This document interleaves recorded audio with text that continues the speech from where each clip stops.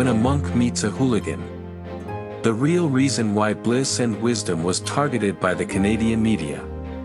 Part 1. Text by William Huang.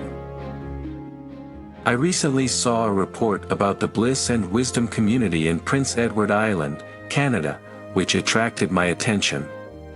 I'm not a member of them, nor do I have any religious affiliation personally, but I'm from Taiwan and have friends who live in PI.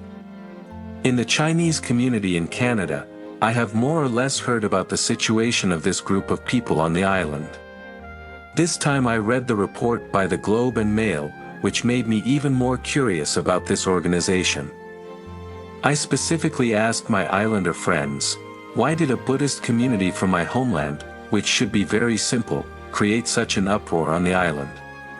An islander friend told me that any outsider has to go through such a cultural baptism, which is a unique culture for outsiders on the island. He said, this group of monks is actually very good, and most of the islanders also like them. They are welcome to come to the island to enjoy the secluded life here. This turmoil is caused by two key figures. One is David Wheel. The other is Floyd. I am even more curious, how can two people make such a big international news? I looked through David Wheel's information. He is a writer and professor of history that some islanders pay attention to.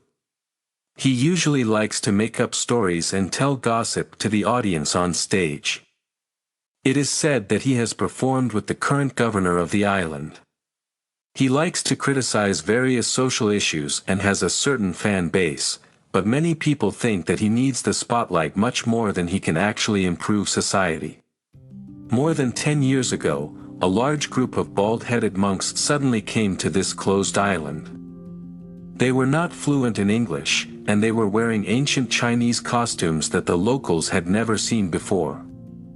In this small island with nothing new, of course it will become a hot topic for coffee drinking and gossip. Ever since the Buddhists came to the island, David began to pay attention to their every move, and made a big fuss on Facebook if there was any trouble. This group of monks usually hides in the temple and does not come out. The only time they are more famous is when they go to the seafood shop to buy lobsters and release them. They are criticized and ridiculed by a group of people who have never seen the culture of releasing animals in Asia, and it was David who took the lead. I think maybe because he likes to make up stories and tell gossip, he needs to create some issues as the subject matter of his stories. This David also used to be a professor at a local university, but was expelled from the school because of his controversial teaching methods and made news. My friend said that the controversial teaching method was just a euphemism, and the real reason was a special dispute with a female student, so he had to be expelled. From the very beginning, David thought that this group of monks had malicious intentions, and he kept attacking them on Facebook for violating the land protection law. He asked IRAC and other land investigation organizations to investigate, but nothing illegal was found. I'm curious to find out what the land protection law is. It turned out that David himself promoted some bills when he was in politics. It seems to prevent non-resident outsiders and consortiums from owning too much land. The so-called non-resident outsiders include people from other provinces in Canada, Americans, other foreigners, and so on. But what I'm more curious about is that there should be many such people. Why did David just find a group of foreign monks to vent his anger? Are you picking soft persimmons? My family in Taiwan said, Bliss and Wisdom has a Lizen store in Taiwan, which advocates organic and pesticide-free products, and they are also promoting organic farming on the island. It seems that there is also a release park, which adopts cattle and horses that were about to be killed. It sounds like a group of monks who are very simple, kind, compassionate and care about animals. Just because they came from other places and belonged to a religion that had never appeared on the island, they were targeted by this David.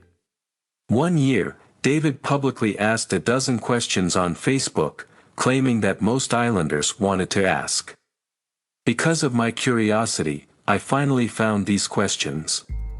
These questions gave me the feeling that David felt that he was the judge and the other islanders were the jury, to interrogate these monks. These questions are not the kind of meeting new neighbors, curious to get to know each other questions, but already treating others as criminals, and asking them to admit their guilt in public. What I am more curious about is, David has been criticizing for so many years, why has he never interacted with this group of monks? My friend said that their temple has opened several open houses, and they always invite officials and private organizations from the island to visit the temple. Hasn't David been there once? How can anyone meet someone for the first time by asking questions publicly on the internet? Did he know his neighbors like this? However, I have to admit that David, who has stage performance experience, knows how to attract the attention of the spotlight.